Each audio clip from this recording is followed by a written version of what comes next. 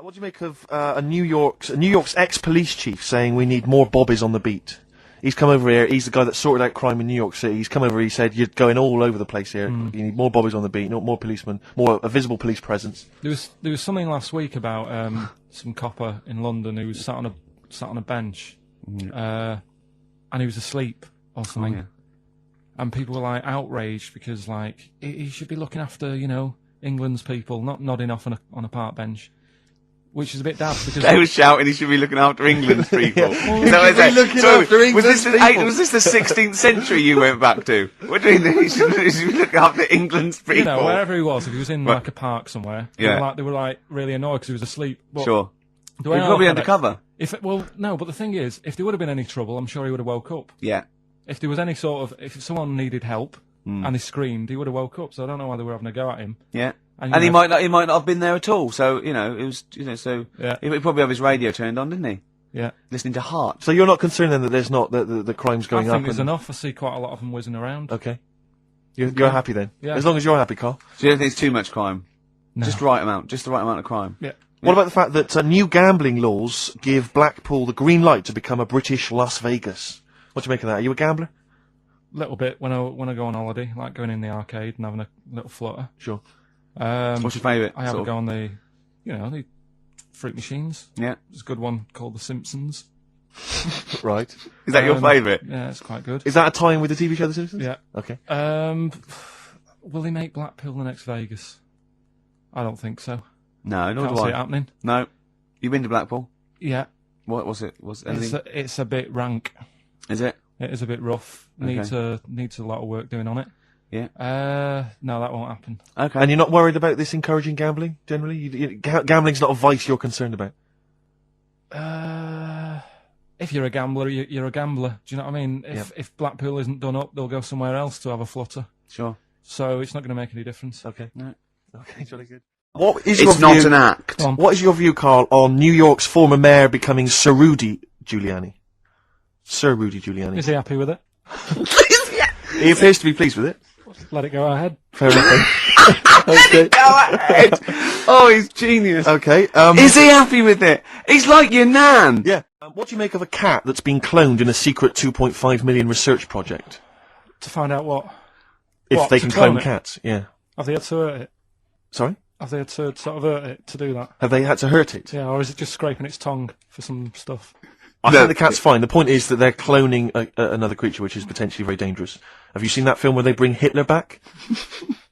That cat. What if that cat turned out to be a world dictator? Exactly. What do you reckon of cloning generally, Karl? You concerned about it? Well, I think they're cloning for organs. They grow them for the. Do you know what cloning means? Yeah, it's when you make something else that's the same, isn't it? Right. Yeah, I mean it's not going to do any harm. Okay. And finally, we're on the World Council. Yeah. Finally, what do you make of some city workers who were caught bonking in the glass lifts of the Lloyd's building? What do I make of it? Yeah. Is that a problem for you? Do you think that's unprofessional? Was it the lunch break or? I think it was lunch break. It was their own. All right. It's their own time. I think fair enough. It only takes 45 seconds to go from the bottom to the top. Is that a problem? They moved quickly. They acted, on instinct. You think fair enough? If that's their natural instincts and they're both consenting, you think fine? Yeah. Okay. Yeah. Thanks very much, Karl.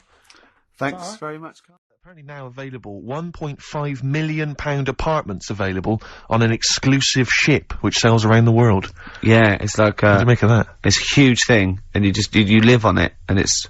I mean, in theory, how big is it? It's mental. Do you know it's like a town centre. Do you know how people said that the Titanic was the biggest ship? Was that only then? They've got bigger ones now, haven't they? Yeah, a lot bigger. Oil tankers are much bigger, and. Yeah. No, but actual liners are big. Yeah. It was the biggest then. Yeah. Because my mum told me that there was one that was that big that it had like rough areas on it.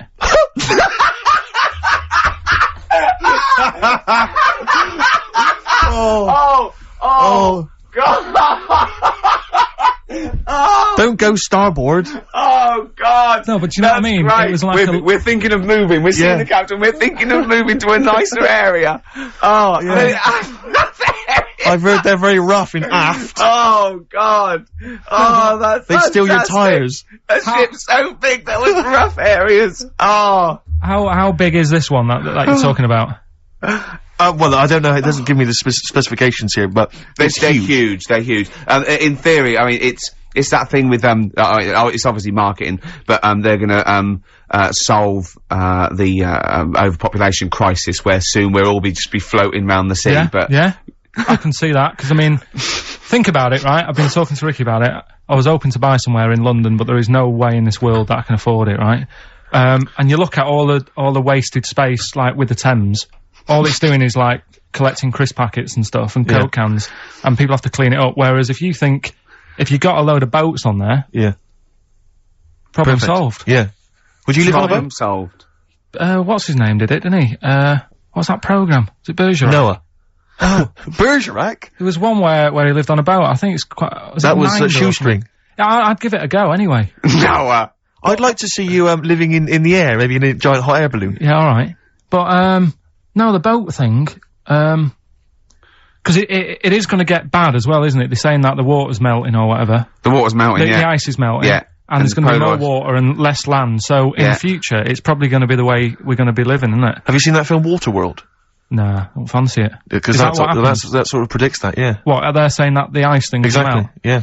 But at the same time, I was thinking about this a couple of weeks ago. If you get, I think I read that, like, a big chunk of ice, fell off one of the ice, what do you call them? Caps. Ice caps. Something like I think they said it's the size of the Empire State Building or something. Right. It snapped off and went into the water, and it's melted. And they say, oh, it's bad news, you know, that something that size is melting. But the way I look at it, if something that size falls into the water, it's like a big ice cube, and it's gonna freeze it up again. You with me? Not really, Carl. Go on. Right, you get a giant ice cube, the size of the Empire State Building, stick it in the water, it's gonna make, it's gonna stick back on again, isn't it? Well, no, only if it freezes up again. Yeah, well, it will freeze up. The water's going to get cold again because you've just put a giant ice cube in the water. So when you put an ice cube in a drink, the drink doesn't freeze, does it? No, the ice melts. If you put one the size of an Empire State Building in your glass of Jack Daniels, it's going to make it freezing. It's not going in a glass of Jack Daniels, it's going in the ocean. I know, but I'm using my fables. Imagine a world. Use your brain instead. Imagine the world, imagine the sea, like the Arctic or whatever, as a glass of Jack Daniels. Okay. A big ice cube falls into it. Yeah. It freezes, it melts back on again. So we're alright, I don't know why everyone's worrying. God, thank God for that, I was getting panicked. Oh, fine. Do you understand what I'm saying? Yeah, no, you're right. Yeah, that will happen. Here's a little Greek proverb for you.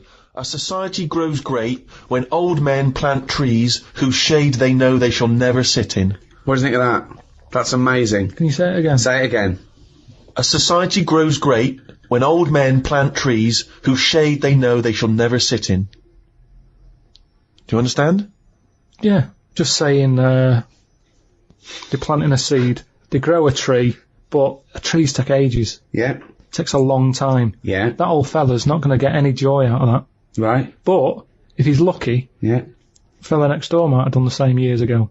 So it's all about, sort of, planting a seed, looking after each other. That's great, actually. It's not, I don't think it's directly what it means. It's almost the point. Yeah, That's good. Yeah, I think he means that future generations. But yeah, if the next door neighbour had done that, then that works as well. But but you seem to agree that that's a good point. Do you agree that seems a good point to you? But I'm sort of guessing he enjoyed gardening anyway. Part of the enjoyment was in planting that seed. We shouldn't have... It's the old metaphor problem again, isn't it? I know, yeah. It's not specifically about trees. You know, you plant the tree, as you say, and you may never see the beauty of or the benefit of that tree, but other people will. But as a metaphor, what he enjoyed is the fact that he's added to society and human life, and he's got a legacy and all that. But by the same time, when I went to Ibiza, right, now there they have motorbikes, people flying around on them, people don't wear helmets. You might even get 3 people on a moped.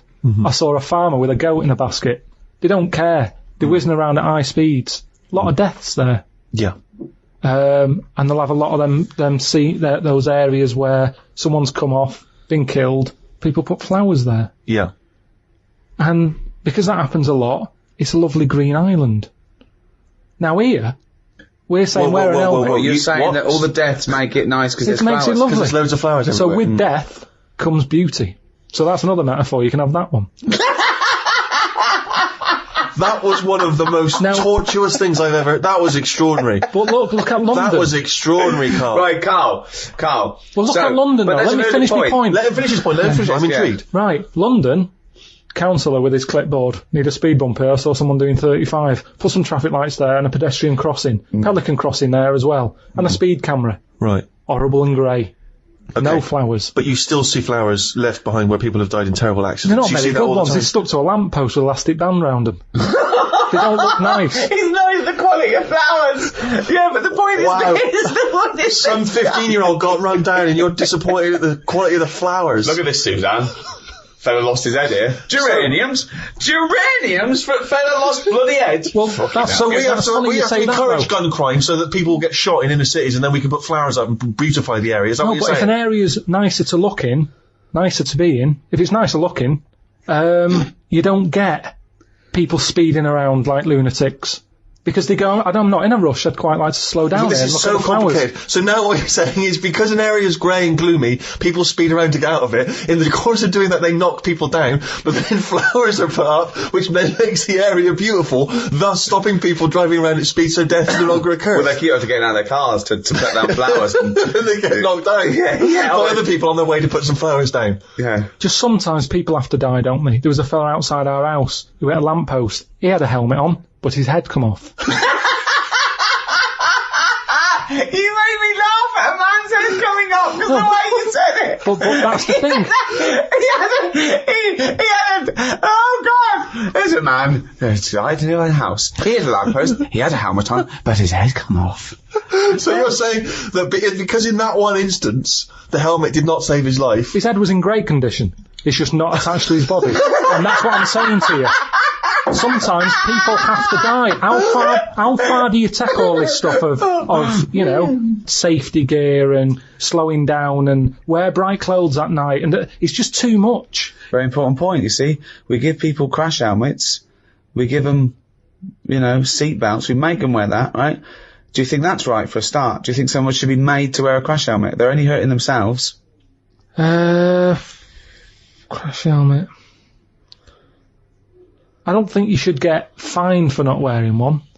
But then if you come off a motorbike and you hurt your head and you didn't have a helmet on, then you can't sort of go, well, they should have had speed bumps there. Yeah, I didn't realise we were going too fast. Don't forget, we're not just protecting him. He could be a father with 2 kids.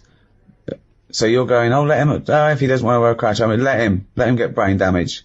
Is that what you're saying?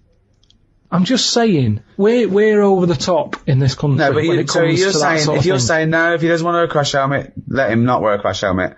He doesn't wear a crash helmet, he comes off his bike, he smacks his head in, he's a vegetable. He's like that, sitting at home like that. And yet the 2 little kids come to you, you're in charge, don't forget, we've put you in charge of society here, and they come to you, 2 little kids, they go, President Pilkington, what? Why did you let my daddy not wear the crash helmet? I didn't. We put leaflets through the door. We had adverts on the telly, Sunshine. Yeah, but why? It's your dad's fault. But why wasn't it compulsory? Because he wanted... It's not the way we live in, Sonny. Yeah, now I haven't got a daddy. Has he got an helmet at all? Have you seen an helmet knocking about? No, he's a vegetable now. Yeah, he didn't want to wear a crash helmet, but why didn't you make him wear a crash helmet? It wasn't just him, it was us. Why did you turn my daddy into a vegetable? Where's your mum? Mum left when he kept going on about not wearing a crash helmet. I'll put you in a home. I just think, you see, this is the problem. Everyone's looking for someone to blame. Yes, but this is interesting though, because you were particularly callous to that little 4-year-old boy who seemed so sweet and adorable. Yeah. But why wasn't he giving this stick to his dad? Well, his dad's dead. He's a vegetable. He's dead. He's good as dead to him. His dad went within the law. It was not the law to wear a crash helmet anymore, because you said, forget it, I don't want a nanny state. If you wear a crash helmet or not. He wasn't a responsible parent. He hadn't thought it through. But this is your job. Some people aren't responsible. Society keeps them on track. You were in charge. You should have made him wear a crash helmet. He had 2 kids. We've heard from one of the kids. What's the other one's attitude? Is he younger? He's a bit younger. Is he even younger still? Yeah. President Pilkington. Brother's crying now because you shouted at him. I wish you'd have made my daddy wear a crash helmet. Why didn't you make your daddy wear a crash helmet? Well, he won't listen to me because I'm not in charge He didn't of listen to society. me. Yeah, He but seems like a bit of a numb-nut, to be no, he honest. did listen to you. What did he because do you for made a a new living? rule saying people don't have to Right. wear crash helmets. Right. What? And he listened to you. Did he pop shoes on in the morning when he went out? Or did I need to be here to tell him to do that as well? No, there's certain Oh, things so he you has got just- some common sense then. Well, there's enough, yeah. Oh, right, interesting. So he can be bothered with his trainers, but he can be bothered with helmet. I haven't got a daddy. Jesus. Wow, you are cruel to this kid. You It's got just, mean this spirit all to I'm this saying kid. is, there should be a leaflet. I don't even know how he got in number 10, this little kid. The thing is, But he's got in. You should have at least a courtesy to listen to his point. forget all. I'm sick and tired of having adverts on the telly. Don't smoke. Wear an helmet. Slow down. Watch your kidneys. Look after your I liver. haven't seen that one. Now, I don't know why.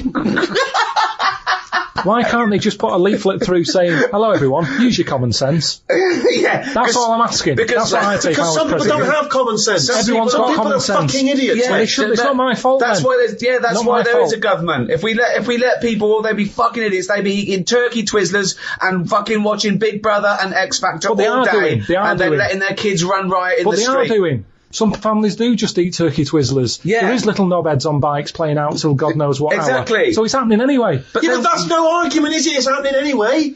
That's no argument, Karl. It's what we've talked about here. Social responsibility. The reason people get into politics is because they feel it's their obligation to change those things. This is your approach. I wash my hands of the whole affair. Yeah, I don't that the people who don't wear an helmet sort of they do themselves in, and that's cleared them off. That's one problem sorted. So you think you're being Darwinian? You're thinking survival of the fittest. The idiots will soon, but they don't, because they're not just the victims. The dead person isn't the victim.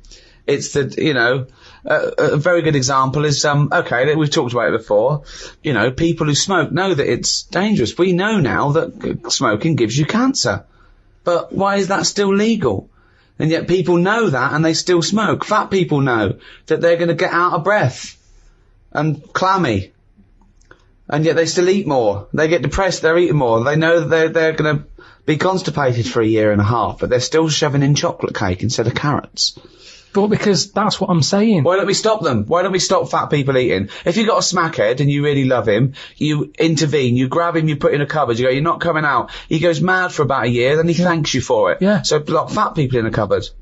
And just can't put get carrots in. under the door. What? The thing is, there's got to be some Karl, responsibility. grab Ricky. There's a cupboard over there. You've got to take some responsibility, haven't you? Now, if it's your own fat kid, stick him in your cupboard.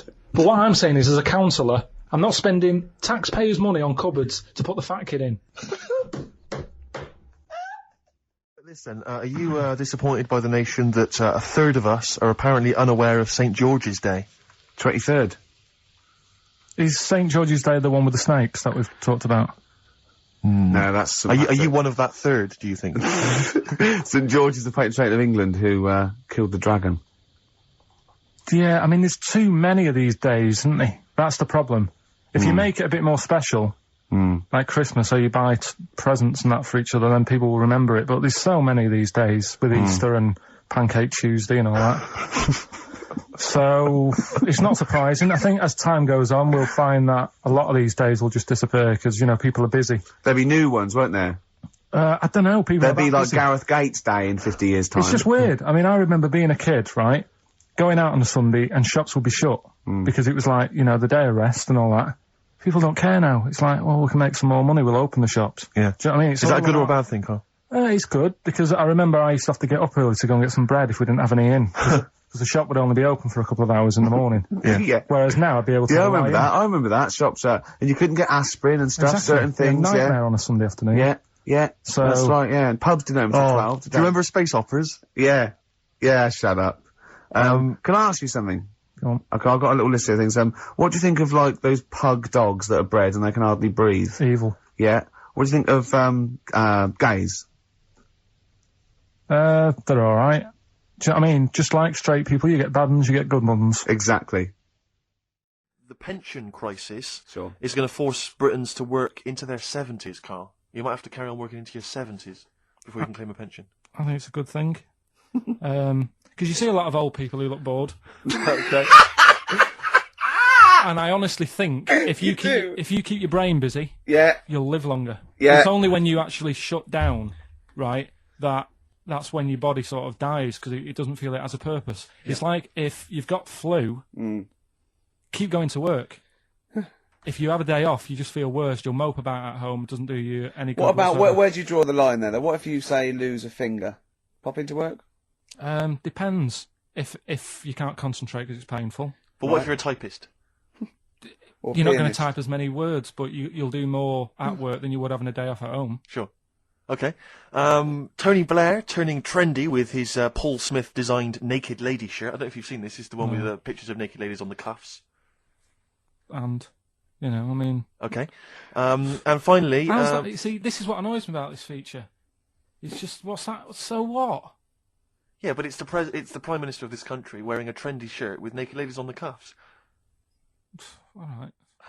Carl, this is important. This is just projecting into the future. Sorted. Just projecting into the future now, K-Man. Apparently, global warming will bring sizzling summers and weird wildlife to Great Britain in the future. Are you worried about that? How soon? Soon enough for you to worry. Yeah, it's pretty worrying. Okay. Um, You wouldn't prefer it to be sunny here all the time? no, because with hot weather comes with spiders and that. See, I always think we're quite lucky here. Yeah. If you live in Australia, you might have the sun and stuff, but you've got like deadly snakes, Yes. Yeah. which are deaf. Did you know snakes are deaf? Snakes are deaf. They don't have ears. Okay. So you're all right walking about behind them. Yeah. But if they see you ahead of you, you know. you're in trouble. But yeah, with places like Australia, people go, oh, it's great, it's sunny, but they don't talk about the spiders and They keep the spiders. lizards Yeah. and stuff. Quite. So I think we've got a bit of both the best worlds. So you're worried though about in the future, maybe vultures flying through the sky? We've got various creepy crawly snakes. You concerned Yeah. about that? Yeah, well, there's a load. I saw something in the news in the week that a load of sparrows or something was somewhere. Maybe that's the start of it. That's an interesting story. Was that front page or? There's a load of sparrows somewhere. No, about Read all about it. Sparrows somewhere. Some sparrows somewhere. Sparrows somewhere. Load of sparrows somewhere. Sparrows somewhere. I've been getting a lot of messages on Facebook. Suddenly got like a load of messages coming in at the same time about one topic. And when that happens, you sort of go, this is it. Like Richard Branson, that's what he says. He says he gets loads of posts, loads of phone calls, and he hasn't got time to go through them all. So he waits until the message gets to him or something. It's like if it's important, you'll eventually find out. Anyway, I can't look at every message you get on Facebook, but suddenly there was the same message from loads of different people. So I thought, right, this must be important. What is it? And I clicked on it, and it was a bit of monkey news. I don't know if you've seen it. I'll play it here so you can see it. It's this. This little monkey comes round the corner on a motorbike. He grabs the kid, runs off. And everybody was like going, this is terrible. What is going on? There's a monkey kidnapping a kid. But I don't know if I can turn the audio up so you can hear it. But if you hear it when it first comes round the corner, to me that sounds like a siren. And I'm wondering, I don't know where this is, it's sort of Asia or something like that. I'm wondering if this is how they're dealing with the lockdown. Like I say, if you play it back from the beginning, right, you're hearing a siren there. That bike's got some sort of siren on it, and that bike is a proper little motorbike, that. A monkey-sized motorbike. So I'm wondering whether in Asia, to deal with the amount of people ignoring lockdown, they've got monkeys doing the rounds and making sure people stay in. And I think that's what's gone on here. He's come tearing round that corner there, down this alleyway, and he's found this family who should be at home, should be behind doors, and they're not. They're fanning about in an alleyway. And the way the way he comes tearing down, it's like he's caught these before. He's annoyed with them. He's livid. I mean, he's probably gone for the kid because he knows that if he takes the kid, the adults will follow. The way he just like gets off his bike again, like how many times have I told you? I mean, a little motorbike's a giveaway. That's a monkey-sized moped that it's been issued with. Little monkey law enforcers. I suppose it's good because you're not going to argue with it because it can't speak English or wherever this is. So it's just going to go in and try and do the job, shift the people. And I think that's what's gone on here. But you see, I see things like that and I think, hang on, is that starting to creep in here as well? Because all this talk about loads of PPE kit, it's like they've got loads of it now. There's like a mask, a face mask, a thing they wear on their head, a thing all over the body, and it makes you wonder if in our hospitals we've got little monkeys walking about the wards helping out, and you've no idea because they've got that much PPE on. You can't see the little chimp sat under there. Do you know what I mean? But I mean, help's help, and I suppose when times are bad, everyone's got a chimp in, you could say. Anyway, monkey. Alright, this is Karl's favourite song, Killing of Georgie. Yak speaking. Just want to ask if you've got any ideas for future compilation themes, then let me know, youtube.com/yak. Cheers.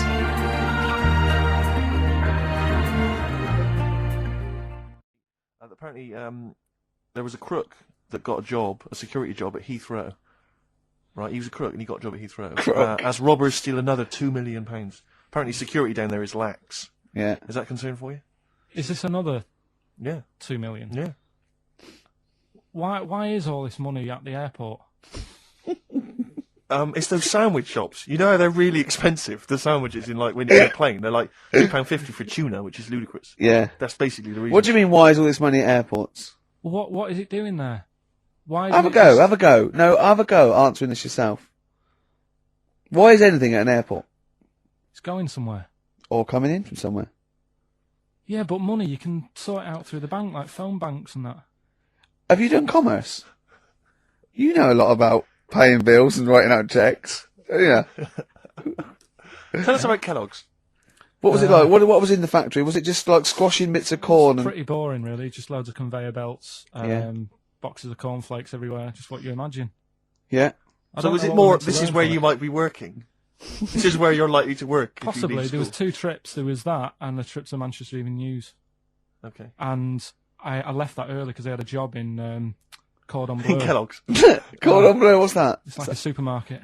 Yeah? And I had to leave the trip early, and the teacher went mad saying they thought I'd got lost on in the building and stuff. What, you didn't tell anyone? No, because it was like day 2 of working in this supermarket, and I couldn't be late. I thought by the time I explain where I've got to go and everything, I'll be even later. Sure. So I just left, and then apparently they were searching the building and everything for me. How old were you? Stuck in a printer. Don't know. Stuck in a printer? I don't know. What was the printer's name? You worked at a supermarket called Cordon Bleu. Yeah. Cordon Bleu! Brilliant. That's great, isn't it? It's rubbish. Oh. Got sacked. What did you get sacked for? Messing about in back in the car park round the back. Yeah. Right, there was a grid, and all the concrete had gone funny. So when it rains, you got like a big lake. Oh yeah. Right, and I got in. Do you know those big metal trolleys you get to like put all the food in while? Oh yeah. And I got in one of them and pushed myself out into this lake. Of cement? No, of it water. was full of water water, because it had been right, raining. right. And I got stuck in the middle, right? And the boss was like, "Where's Karl? He's meant to be doing, facing up the beans." And I was like, And you were surrounded in a lake. So someone said, "Oh, I saw him messing about out the back." He came out and saw me stuck in the middle of this lake in a trolley, and he said, "Get back in." I said, Would you say no? I'm filming sharks. I said, "It's too deep. I can't get out. You'll have to pass me something." And he said, "I'm not passing you nothing." He said, "You can get out of there and walk through it." I said, "I'm not. I've got my trainers on, probably the same ones." Yeah, you've risked actually. your life for them. Yeah. I said, "I'm not getting these wet." He said, "What are you going to do?" I said, "I'm going to wait for the water to go down the grid." He said, "The grid's blocked. Now get out or you're sacked." I said, "Well, I'm not getting out." He said, "Right, you're sacked." So you were sacked? How long did you have to wait for the water to go down the grid? In the end, I did get bored, and I sort of did a bit of a leap and a jump and got 1 foot wet. How long were you waiting? Maybe about half an hour. Just think of it. I mean, how did he get himself into that situation? So, back at the Chosen 500 in ancient Greece, right, you're one of them. What other things? I like that saying, the one about do to others as you'd like to be treated yourself. Yeah. Yeah, that's a good one. Pop that on a leaflet, Pop it through the door. But you seem to be doing a lot of leafleting. That seems to be your entire governance seems to be guided by popping leaflets through doors. And I get a lot of leaflets, so I presume the rest of the country does, and it's not always working. So maybe sometimes you've got to instigate something a little bit more strong-minded than fucking leaflets, my friend. Maybe you've got to make a couple of laws. You've got to stand every up. individual can go, how would I want to be treated? Well, I'd want someone to throw cake at me. Yeah. Because I'm a greedy bastard. I would want someone to steal my telly. I'd probably start on the way you look. Right, go on.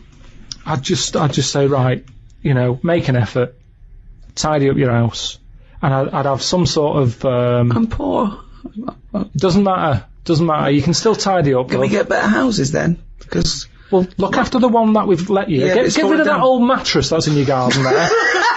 Clean the windows, and then we might give you a nicer one. At the moment, you don't deserve anything nicer. And that's what I'm saying. You've got to be honest with these people. Wake them up. I like that. Sure, you've got to be honest with them. You've got to wake them up through the heavy leafleting campaign. yeah. But do you see the problem with some of what you're saying, Karl, is that it's very hard to enforce that in law because it seems unjust and unfair. You can't really start legislating against people's looks or whether they want. I mean, you have to keep your house tidy. I mean, who decides how tidy it has to be? It's the tidy police. I mean, that's a strange. Well, hold on though. I like wearing sort of these denims. It expresses who I am, and I like wearing a beard because I just think it's natural. I don't really like shaving, and I like this sort of smell. I like this smell of BO. That's who I am as a person. So how can you impose that on me just to be part of society? Who are you to infringe my rights as an individual? What do you want out of life? Well, no, I think I just like to say I don't want to conform. I don't want to just shave and wear a suit and I keep myself to myself, and I like to just grow a beard and eat porridge with my hands. I'm not hurting anyone, so I don't know why I have to conform to that society. Well, there's nothing I can do for you. You're wasting my time, really. Although I do feel ill, I need to go to hospital now. So I'm gonna go to hospital now if that's all right. Is there care for me? Well, what's up with you? I've got diseases from like eating with my hands, and there's things growing in my beard. Right. So we clean that up for me now. No, because it's all been brought on yourself. Well, no, but that's irrelevant. A lot of people bring things on themselves, but you can't just ignore them because it's just part of it's a bad society. So how do they learn then? I don't know why I'm being punished for being stupid. How do they learn then? Well, I don't understand why I've got to worry about you. I've got proper ill people. Well, you had a kid whinging at me this morning because his dad was a Mong. Talked about the little fella planting a tree that he will never sit under. He's given that to the next generation. Okay? Now, big discussion about donor cards. Of course, there's no reason not to give your kidneys away after your death, to all your organs. They're no good to you, and you'll be helping life. It's perverse to me that you wouldn't want to donate your body to a worthy cause after your death. Medical research, whatever. You agree with that, don't you? Well, you know how I feel about it a little bit. I don't like the idea of certain bits. Why not? What does it matter?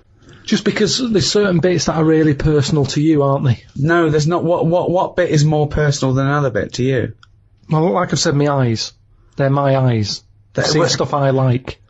Yeah. Now, what happens if someone else has them? And they start looking at stuff I don't like. I don't like the idea of that. But that's ridiculous, because your eyes they're just bits of tissue. Then they haven't got your but we don't know, because they found out there's something called cellular something or other that I've told you about the person who had some sort of operation and ended up like in yellow biscuits. I've told you about. Yeah, but that's bollocks. It's the same you thing told with us the about eyes. it, but I dismissed it as bollocks immediately. Not just because you said it, because it was intrinsically bollocks. No. But it could work the other way anyway, where the person who has my eyes starts, like, looking at ants and insects and stuff. I might carry on. Bollocks. Again, this is all bollocks. Got none of your memories, none of your thoughts, none of your reasoning, nothing of you, none of your personality. They're just a collection of cells that now have light going through them and making this new person see. They're a lens. They're a lens. That's all they are.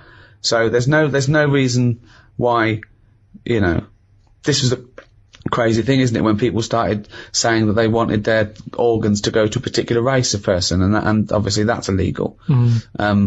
Also, it shouldn't be the choice, really. I think you should have that opting out, that you have to say that you don't want your organs given after, and if you die, then they assume that those organs are up for grabs because there's a shortage.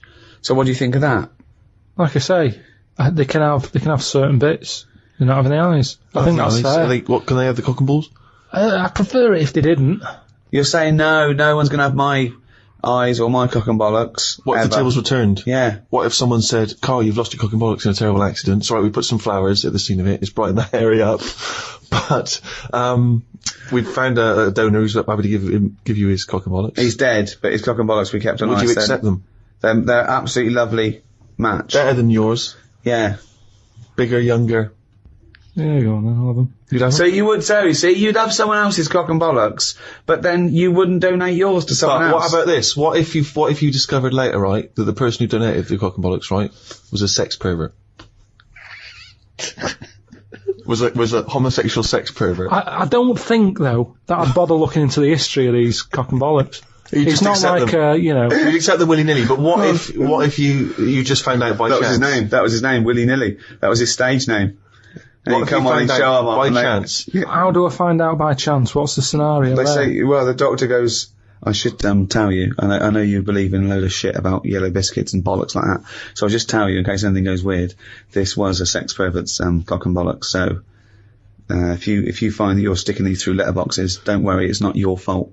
It's where they wanted to have gone. That's Would it concern you if you accepted the cock and bollocks that had a past like that? Yeah, because the problem is, it wouldn't be that bad if I had his eyes. Right. Why?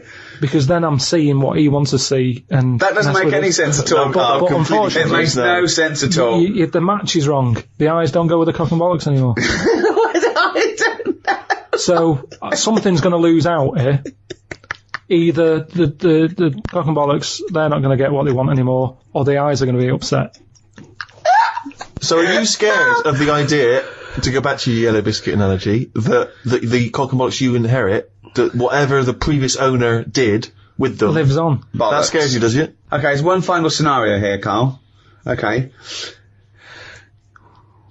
You haven't opted out, so your organs go to where they like. Now, unbeknownst to you, there's a big waiting list. There's a thing. They've got all your details, and you said, yeah, whatever. I don't want to know. You wouldn't want to know, would you? After you die, where it goes. You say, I don't, because you've said you don't want to know. If you don't know, you have a lovely life. When you die, they can go anywhere. They can do what they will. Okay. Now, unbeknownst to you, they have got it down. They've donated your arse, right, for use, to a gay rapist with AIDS. Okay. So they are saving a life there. So when you die, they go, right, it's still warm, get that gay rapist with AIDS round here, because that's going to stop him raping someone and give him AIDS. He comes round, he's straight up there. He's shagging you, right? You're basically saving a life, right? By letting him do that, right? Sorry, I'm confused here. What?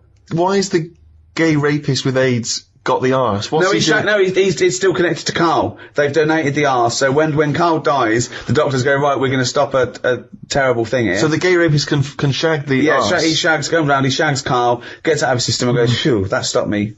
Yeah. Right. Okay. Right. So it's just Karl's disembodied arse on a... No. It's the whole Karl. Oh, Karl's dead. So Karl gets struck and he's having a heart attack. They go, free, clear. They go, no, we've lost him. At 10:01, they go, oh, he's a arse donor. And they go, okay, where's the nearest gay rapist with AIDS live? Next door. Get him round here. They go, okay, the gay rapist comes round and goes, where is he? Right? He goes, there he is, right? So Karl is face down. Now they turn him over, they go, there's the arse, you got 10 minutes, then we got to bury him. I'm surprised you didn't know this guy was living next door. Right. So the gay rapist gets on top. He goes, right, this is lovely, right? He's loving it. He's shagging you. Right. Now, this is the weird thing. The doctors next door, they go, okay, the gay rapist will be finished soon. And then we have to bury him. But we should inform his next of kin. They go, it's Suzanne. They go, your husband's, dead, he's out of touch. She goes, oh my God, come round and just identify the body. I'd leave it a couple of minutes. But, then come round. She goes, oh God, I'll be right there. So Suzanne's on her way. The gay rapist, right? He's pummeling you away, right? But you will not believe this. Oh my God. The movement and the way he's shagging you, right, has started your heart. Wow. Right? This is a stroke of amazing good fortune. Yeah, right? So you go, he goes, right? He, right, has a heart attack. right? And he flops down on you. He just like headbutts the back of your head. So now you're both naked. This gay rapist is up your arse. He's dead, right? The shock. So you go, fuck me. How can I get out of this, right? You wriggle. You fall onto the floor. So now he's on the bottom, face up. You're on top of him. He's still in you. His cock is up your arse. You're sat on him, wriggling. Suzanne walks in, goes, Karl, what the fuck are you doing? She's heard about me being dead, and because she's come to the hospital.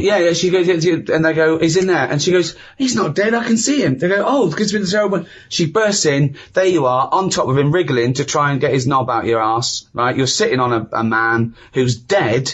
What do you say? I'd just say we got to join Booper.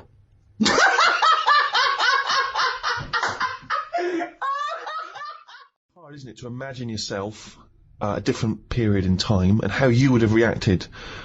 Now, if you think about America in the 1950s, black people still very much second-class citizens. You've obviously heard of the famous Rosa Parks incident, in which she was obliged to move on the bus from where she was sat to somewhere else, and she chose not to, and she was arrested for it. Became very much a sort of figurehead of the civil rights movement. Had you been travelling on that bus, what would you do?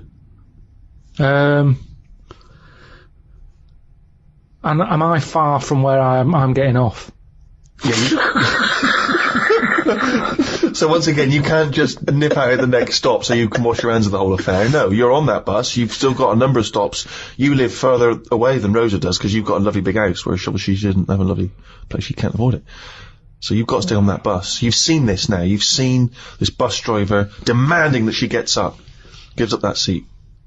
Maybe she's given up that seat for you. Maybe you've got on that bus as a privileged white man and she refuses to get up on your behalf. I'd probably go, it's alright, I'm standing, I'm alright. But why would you say that? Because you're thinking of the modern day Karl, you're not thinking of the man from the 1950s. Well, the thing is, we don't have to go back in time. We can go to a country now where you'd see an injustice, where you were outnumbered by the law of the land. What if Suzanne wasn't allowed to sit with you on buses? What if now a law came in that women were second-class citizens and she can't come with you? Wouldn't you go, no, fuck that, she's sitting with me?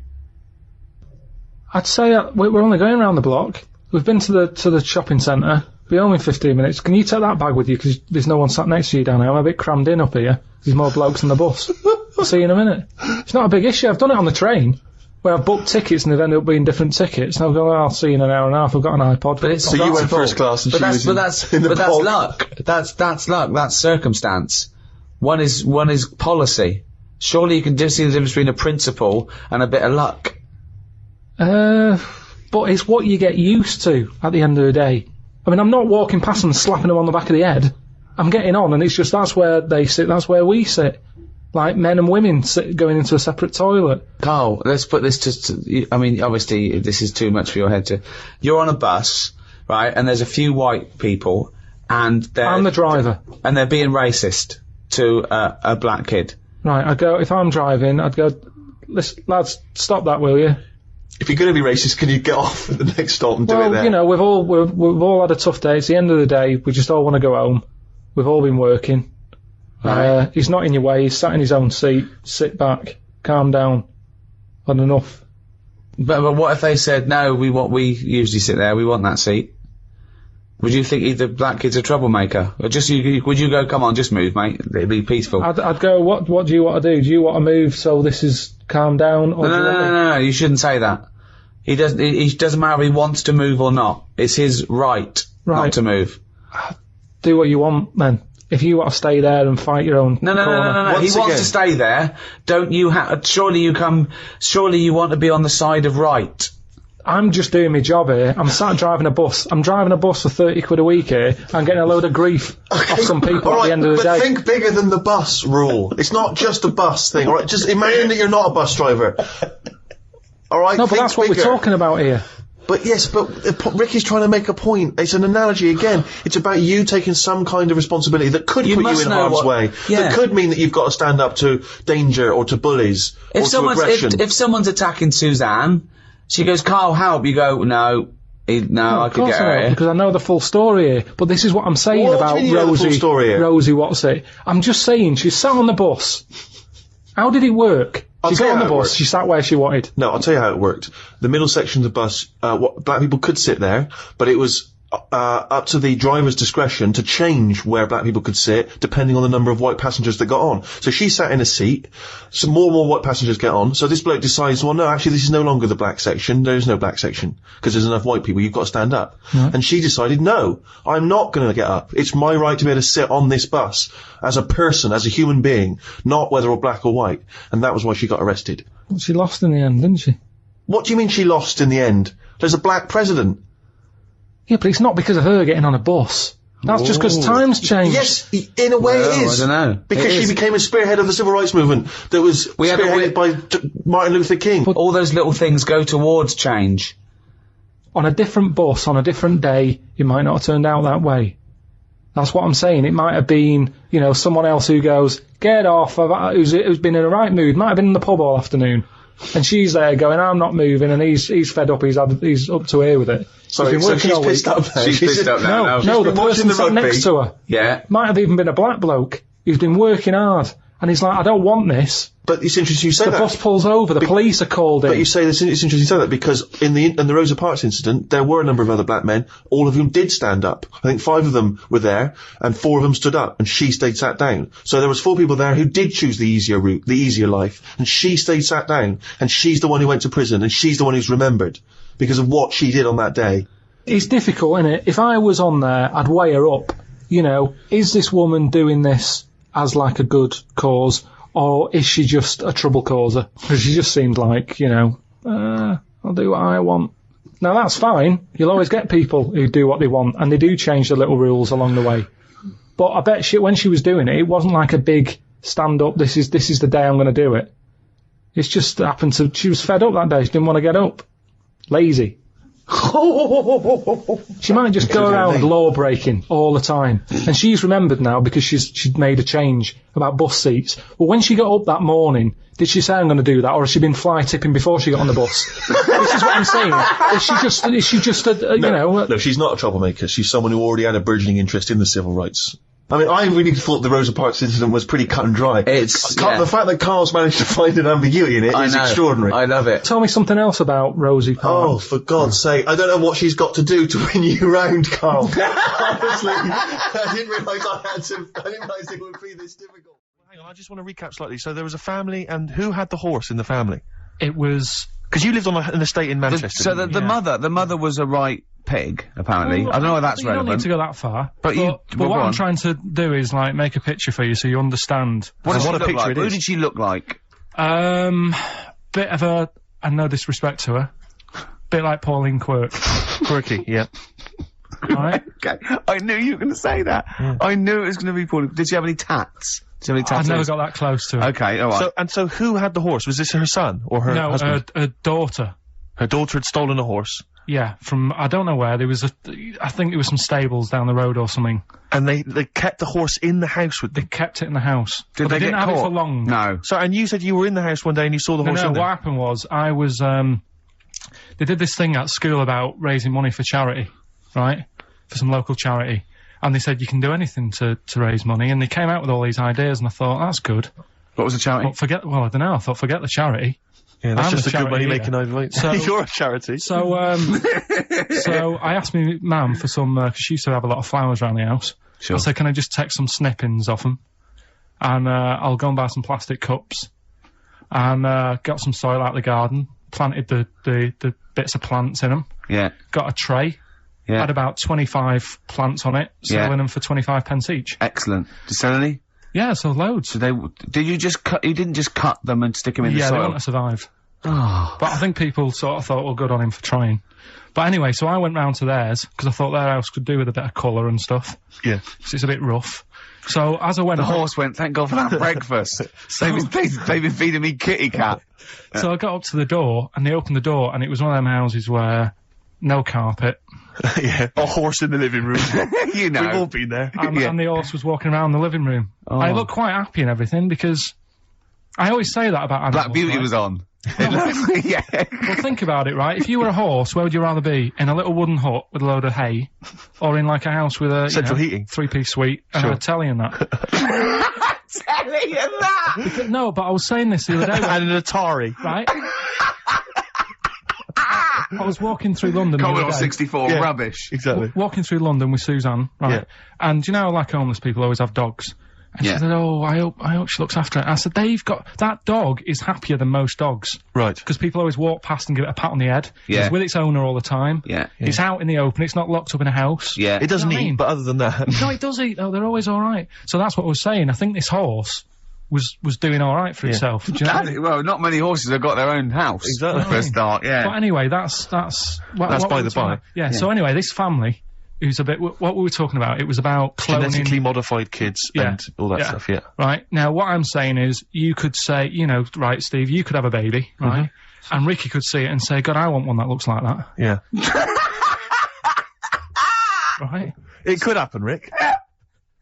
So, Come on, work with him. so you take it to the doctors, and I don't know what they do, they inject it with something or whatever, Yep, that's how it's done. Yeah. and get a little baby, and there it is, it looks the same. Now, the thing is, you separate, you both go off and do your own things. Yep. Right? Now, you look at Stephen, you look after your baby. Yeah. You treat it well, you give it good food and I'm that. a good dad. All the vitamins and stuff. Yeah. Ricky just gives it cheese. Right? So then it changes its looks, it goes a bit fat, it gets tired easily, and that sort of thing. Now, when this family... Why am I just feeding a baby cheese? Right? This family had a horse in their house. Yeah. They had a little baby. And my mum went round and said, "You're not going to believe this, but it's a beautiful looking baby." Right? Yeah. And I was like, well, And the weird thing is, it was a good-looking kid. But as time went on, they didn't really look after it. And I'm not saying, like, abusing it, but it used to run around, it used to play out till, like, 10 at night. Yeah. It used to chase cars. Right. It was a bit... Did it have hooves? Yeah, no. Chase cars! Right. What sort of kid chases cars? Oh, God. No. Was it called Rover? The weird Did it catch sticks? It's Liam, it was called, right? Right. Now, the weird thing is, it was a good-looking kid, but as time went on, and all that, like, not eating properly and its hair was all patchy. It's not Liam Gallagher, is it? And chasing cars and that, and it became an ugly kid. It's definitely Liam Gallagher. And that's what I'm saying, right? You can clone all you like, but at the end of the day, it's Yeah. how you brought up. Brilliant. Wow. Whoa. Life. Wow. That was a hell of a point. Oh, God. But am I right? You're always right, Carl. What do you make of this teenage thug, Karl, Mickey Carroll, who spent 4 months in jail and he's won 9.7 million on the lottery? Is that justice? When you think of all the good people that are going hungry? And there's a lad there and he's won... Did he buy the ticket before he 9.7. went in? No, I think he bought it once he'd come out. So he's done his time. He's done his time. Fair enough then, he's been punished. Yeah. Right? He's bought a ticket. He's had a lot of bad luck. Mm-hmm.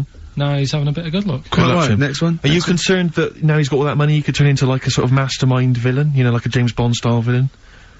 He's got a criminal streak, we know that. Is that a concern for you? I mean, Well, we imagine don't. that he could build some kind of underwater We fortress. don't, with my lawyer's hat on, we don't know that. Yeah, well. I got Well, he'd have to prove that he didn't have a criminal streak. I'd say you've been in jail for 4 months. Yeah, but sometimes people are bad because they haven't got any money, so he might be Interesting an point. angel of gold now. Or whatever Yeah. the saying is. 1 in 5 children aged between 11 and 16 go on booze binge sessions at least once a week. That's terrifying news, isn't it? Kids, they know too much now. Yeah. Compared despair. to you, You yeah. despair. I know, right? Yeah. Listen to this one, right? Go on. My dad had me niece in the car, right, running her to school one day, and she was in the back of the car with a mate, and they chatting away about stuff like kids do.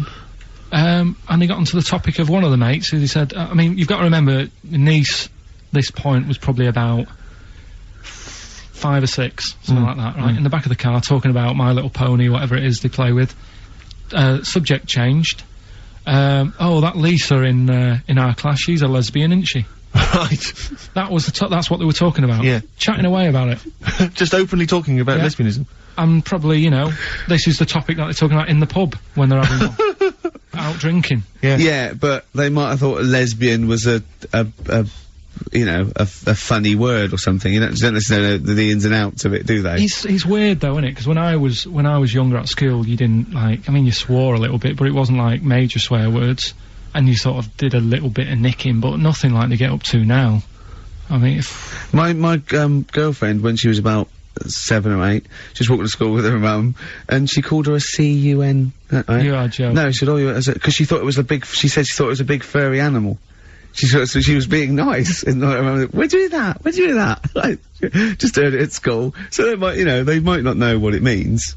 Well, I tell you, you know, I'm gonna have to use kind of euphemisms here to tell this story, but when I was at school, I learned, you know, the stronger version, it's not the same word, but it's very similar with one letter changed. I'm gonna use twit. yeah. You know the word I'm thinking of, Yeah. but I'm gonna use the word twit to replace it, right? And I said, I went round. Do you think they're twat? Yeah, Alright. that's what I'm thinking of. And, so can I say it? Am I allowed to say it? No, it's it's weird though, because No, hang on, some people from Cornwall use that like saying twit. So if people listen in Cornwall, Do you know what a twit is? A pregnant goldfish. well, Well, I learned the stronger version of twit. Yeah. Twat. For those that aren't sure. I learned this at school when I was like 10 or whatever, and I didn't know what it meant. I thought it was just a stronger version of twit. Yeah. I thought it was just if you were really annoyed with someone because they were a real twit. Because I is worse than I. Exactly, Yeah. apparently. So, you know, Karl would be a that. twit. And, Yeah.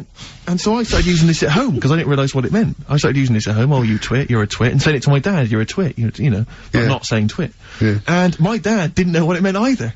That's great. I couldn't believe. So he started using it as well, right? So then we'd be driving in the car, he'd be saying to my mum, you stupid twit. Yeah. Say to my mum, you don't pull over, you're gonna bum it, you twat. Saying this. Then I learned at school from Mark Johnson what it really meant. Yeah. Stopped using it, obviously finding out it was quite an offensive word. Yeah. I didn't want to bring it up to my dad. I didn't want to sit my dad down and say, Dad, you know that word we've been saying? Yeah. You know what it means? So now, to this day, I've never brought it out with him. So we'll be driving, you know, I go home for Christmas, we'll be driving around, he'll be calling my mum that word. Left, right and centre. I think she knows. I think she's just embarrassed. Or she's just upset and she knows what it means. She goes, why does he keep calling me this terrible word? But he's the only one, I think, in our family who doesn't know what it means. No one's got the guts to say, I don't know whether I should tell him this Christmas. What a twat. I know. See, in China, you can only have one child, can't you? Is that something you feel we should bring in here?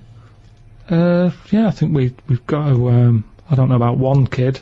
I just sort of concentrate on who can have a kid, as Okay. opposed to, you know, if someone's got a load of money and they're good at looking after kids, let Madonna have as many as she wants. But if it's someone who's but then So social engineering you want to do yeah, there. but hold on though. well, what this you is- said then, if you're bringing him into a poor family, what's the point? What good is that for anyone? It's not good for the people who've had the kids. So it's not good for who's the kids who can't have deciding it. who's allowed to have how many kids? Yeah, Are you but deciding? I was brought into the poor family, wasn't I? What? I was brought into a poor family. Yeah, no, I'm talking really poor. So, third world. No, Well, poorer than that. Poorer than no money at all. no, somewhere in the middle again. You've gone too far the other way. Okay, Why has it so always got to go the other way? Cornwall. I just mean like the people who I've told you about on the estate sometimes, who had that one who chased cars and stuff. He wasn't happy. They didn't care if he was there or not. What's the point? Right. So hang on, so let's imagine So- that Ricky and I, our husband and wife, we've come in, right? What's your questions to us to establish whether we are allowed to have a couple of kids? Hello. Hello. Thanks for Me and coming. my husband, we can't have children. Why not? Because he's got no sperm at all. Okay. He had one sperm and it was too ridiculous. It was awful. It just came out like a dead anchovy. Right, And what's... you're meant to have 300 million, the tiny ones, and he had one big one. It was horrible. I had to pull it out. It was like a leech. And also it was no point. I haven't got a vagina, so there was no place to Completely put it. smooth down there, like an action man. Yeah, it was just that. I don't know. But we love children, and we wondered if we could have a child. What do you do for a living? What do you do? What's your work? I'm a rapist. Right, And I dispose of the bodies. right. Fill out this form. I should have clarified, a rapist murderer. Fill out the form. He does it in the wrong order as well, I must say. So, no, number of times I've disposed of the body. He said, I hadn't made that one. I just wondered what else you need to know about us. Because even though That was our little joke, by the way. He doesn't rape, and I don't. I work in an office. He works in an office in the town. But yeah, I'm a housewife. I She's think a that housewife. I'm making a little nest for when we have we adopt a little a little child. We don't earn a great deal of money, but we're good parents. We're we very think. good parents. What's that based on? How have you Well, we're managed to good come up with- people, you know. I mean, aside from a few naughty jokes. We're God-fearing people. We believe that God is watching all of us, and we believe in the Old Testament. And sometimes he tells us to kill and rape. Yeah, sometimes he does. Yeah, particularly. We've stoned a couple of homosexuals this week alone.